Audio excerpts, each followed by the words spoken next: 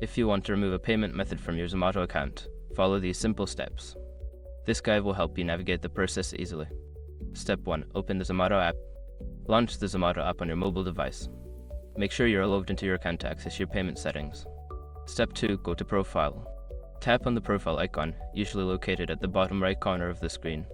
This will take you to your account settings. Step 3. Access payment methods. In your profile, look for the option labeled Payment Methods or Payments. Click on it to view all the payment options linked to your account. Step 4. Select the payment method. Find the payment method you wish to remove. Tap on it to open the details and options related to that payment method.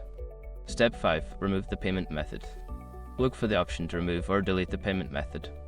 Confirm your choice when prompted to successfully remove it from your account. By following these steps, you can easily manage your payment methods on Zomato.